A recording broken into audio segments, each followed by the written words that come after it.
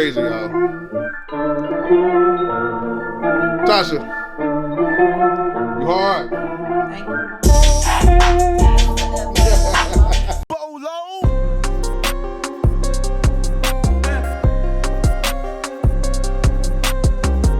Yes.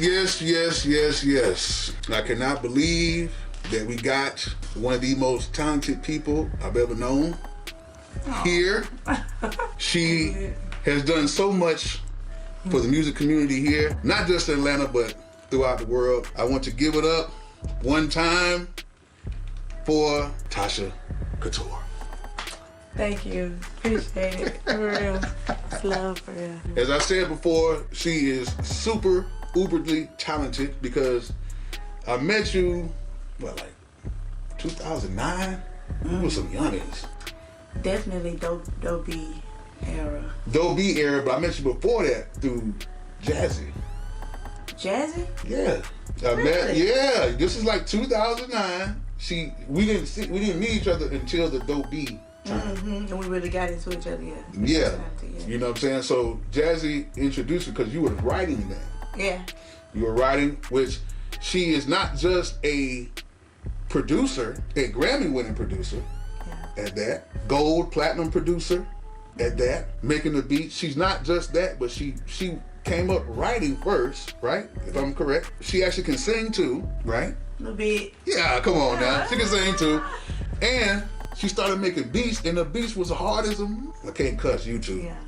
Beats were crazy. Then, around about the same time when I had my biggest hit, you had a huge hit featuring, I know him as Joe Gutter, but people know him as Joe Gifted. Yeah, Joe Gutter. You know what I'm saying? Water. Yeah, Water. Which, that one's platinum now? Gold? I know it's gold, definitely gold. Yeah. Is it platinum now? It's gold. It's gold? Yeah. But it will be platinum soon, so y'all keep running them numbers up. And before that, she had a huge record with Future by the name of Ryder, I believe. Yeah. Mm-hmm.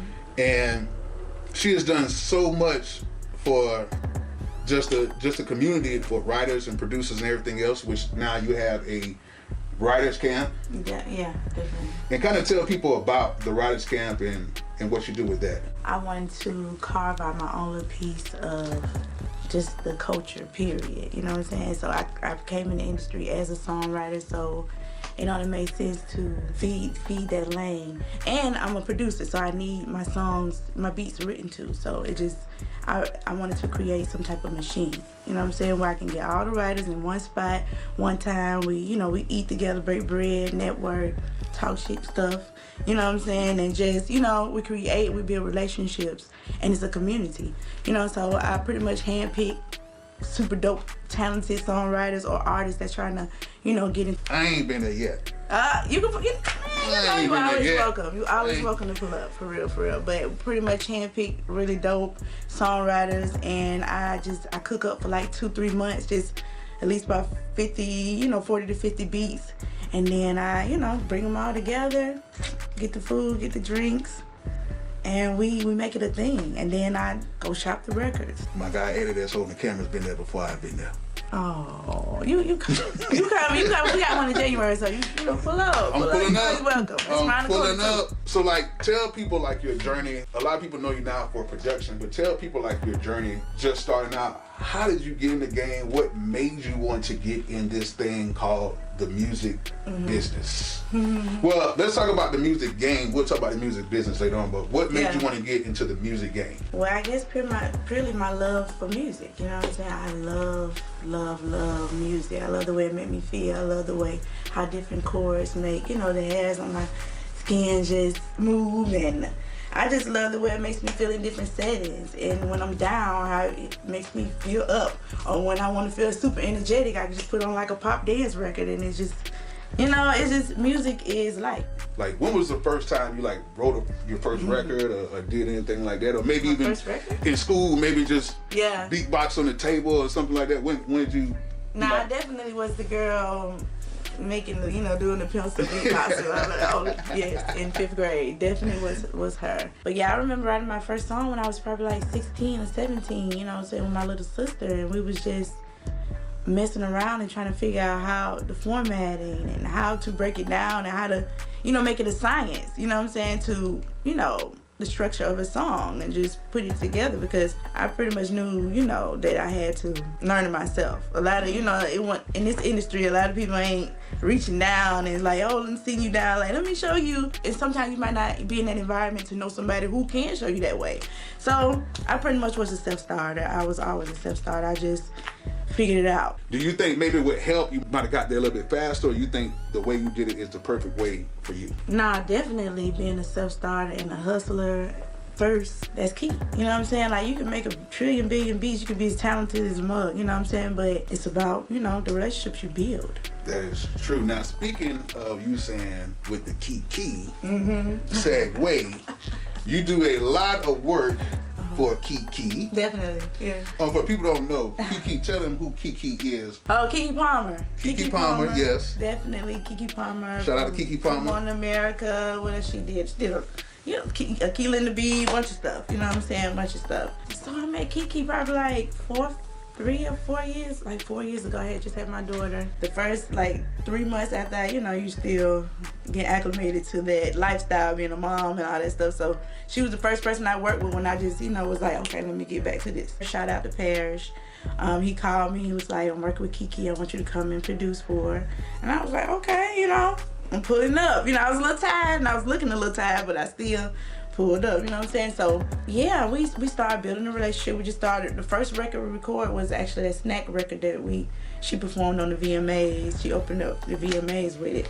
So that was huge for me, you know what I'm saying? Both of us, you know, she got to host it or whatever. Yeah, we did an EP, Virgo Tendencies 1, Part 1 and Part 2. Executive produced it. Like me, most of the people who I work with, I kind of work with them from the ground up, and that's been my whole thing. I never really chase placements like that. Do you think it's kind of better that way, because now you can like develop a relationship with that person, and that way you have a little more leeway to say, you know what, I think you should do it this way, and they might could tell you, I think you might can do it this way. Y'all can just kind of come in the middle. But what's like y'all process and like how do y'all do it? With Keke, yeah, I was, you know, just honed in. I executive produced it, so pretty much was, you know, it didn't start off that way. You know what I'm saying? It was just that we was creating, and it just turned into we had some chemistry. And then it would turn into let's put out a project. It was kind of organic. I guess it is easier to have your own like specific artist, but I have done it both ways. You know, I don't like to be stuck one place. I like to spread my wings, and I like to do jazz, and I like to do pop, and I like to do R&B, and hip hop. So I don't, you know, I like to work with all kind of people. It's about the hustling in you. Let's talk about a little bit about the business side a little bit. The good old business. Yeah. So like, since you've been in, because you've got a lot of stuff on TV now, movies, like you just got the placement on Space Jam. Yeah. Like one of the lead tracks on Space Jam. How was that process? Was it an easy process, or was it something where it was kind of tedious? How did that come about? Because I'm sitting there like, yo, because I seen you post, I'm like, hold on, that's up. Yeah. You know what I'm saying? Like, how did that come about? Relationships, me knowing the songwriters, me knowing the right people to send the records to. You know what I'm saying? That's what it is. It's down to relationships. Me just sitting into the songwriter, and then him sitting into his publisher. And it was gone. And what track was that? So everybody know, please let them know. It was called Game Time. Game Time with Lil Tecca and Amine. Well, I know about the movie checks. Yeah. Yeah. I had got on that Trolls too. Yeah, it was lit. Oh boy, it was lit. It was lit. Still lit. Yeah. Yeah, movies are something totally different. They're like, if right now, if you could take a choice, you got to pick a side. Would you pick the music side or the movie side? Or like just film and TV versus music side? I don't know. I love the game. I love the game. I don't know. I love the hustle of it all. I love the opportunity, never knowing what tomorrow gonna hold as far as like who can pop on your track. It's a different, I don't know. It depends on what you like, what you want, you know? I like both. Okay. That sounds boring. The movie's just boring to me. It's just like, it's cool, but it's like, all right. Well, look, everybody sitting here in the comments, y'all let us know, like, would you rather pick the movie side, like the film and TV side, or the music side? Y'all let us know. Yeah. Because I'm pretty sure she's going to be in the comments and let y'all know something, right? What made you want to start producing after you already wrote songs for people, you were with Future, you know what I'm saying, stuff like that. What made you want to step in the production game? I wanted to get out my publishing deal. I was in a publishing deal with Future, and I just wanted to expedite it. You know, I wanted to get out of it quicker. Write songs, I would get like the hook, and you get 14% here, 16, 18. And I want to say 12 songs to fulfill. That's like or 10 100%? songs, and 100%. So that's like 1,200%. You know, 1,200 points. When I'm getting 18, and it just wasn't making sense. So I was and I'm gonna mean to stop you. And for you guys out there, when you get a pub deal, and let's break this down real quick. Say for instance, you got a 2-song deal at 100%. That doesn't mean if you produce a song, 2 songs, you're out the deal. That means that if you got your 50%, that means that you would still have another 100% left over before you can get out of that deal for the requirements to be fulfilled. So 2 songs turn into 4 songs, production-wise. Yes. That's if you do 50%. That's if you do 50%. The whole beat. You know what I'm saying? That's 4 songs. You know, so it just wasn't making sense at the time. So I was like, how can I expedite this? What skills can I learn to set myself apart from just anybody else anyway? You know what I'm saying? I made my own lane with this shit stuff. So yeah, that's what it was about. But she got out of it. Yeah. And then now she is definitely doing her thing. So what if you run into a writer that is a little unruly? Say for instance, y'all put everything together, everything was discussed, everything was ready to go, the label is ready to do everything, and then this writer might come and say, well, I'm not really too sure if my splits are not correct, or I'm not sure if I really want to be a part of this. What will you do in that situation?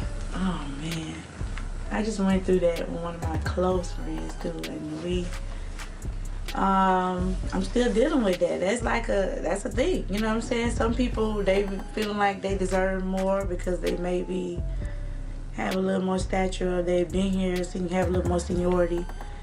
And yeah, man, that's a tragedy. I mean, you gotta have to figure something out. Like, there are such things as split disputes. You know what I'm saying? And then nobody get paid. You know what I'm saying? So I just would suggest people work with people you already got an understanding with. Put the business on the table at the beginning. You know what I'm saying? Make everything transparent. You're gonna run into it. Like, this the business. You know what I'm saying? So it's no way to really prevent that, because people switch up too. So you basically gotta have a lot of patience. Yeah. Being in the music business, and it takes a lot of time, takes a lot of things. You're a mother. I'm a father. You know what I'm saying? Like, how has things changed for you with motherhood, with the music business? I feel like my daughter was a blessing. Like, when I got pregnant is when stuff took off for me. I feel like, I guess God knew that I needed it then, you know, more than ever. Just watching her grow and learn about music too, and be interested in music too, is just like, it's next level for me. It's a real, you know, deep joy. But it can be hard, you know what I'm saying? It's super hard trying to balance being a mom too. It's a balance, and you know, thank God I have my mom. She helps me out a lot.